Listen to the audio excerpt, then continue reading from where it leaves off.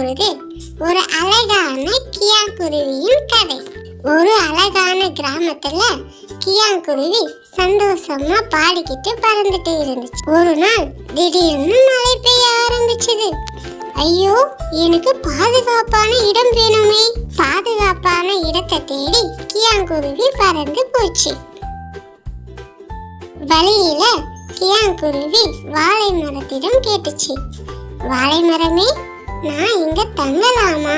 வாழை மரம் சொன்னது, என் இலைகள் மென்மையானது, உனக்கு இந்த இடம் பாதுகாப்பா இருக்காது, நல்ல மரம் தேடிப்போ.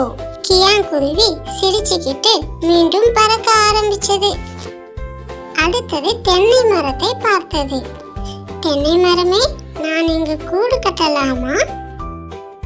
தென்னை மரம் சொன்னது, காற்று அடிச்சா என் இலைகள் ஆடிடும், உன் கூடு கீழே விழுந்திடும் என்றது. பாதுகாப்பு ரொம்ப முக்கியம் குருவி. கியாங்குருவி தைரியமாக மீண்டும் பறக்க ஆரம்பிச்சது. ஆலமரத்தை பார்த்தது. ஆலமரத்திடம் கேட்டது, ஆலமரமே, நான் இங்கு தங்கலாமா?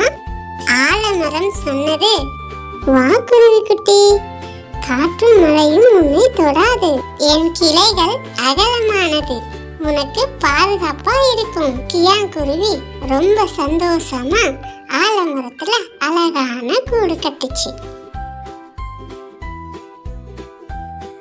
ஹாய் ஃப்ரெண்ட்ஸ், நான் தான் உங்கள் நண்பன் கியாங்குருவி. நீங்களும் என்ன மாதிரி விடாமுயற்சியோட பாதுகாப்பான இடத்தை தேர்வு செய்யணும். இந்த கதை உங்களுக்கு பிடிச்சிருந்தா லைக் பண்ணுங்க, ஷேர் பண்ணுங்க, மறக்காம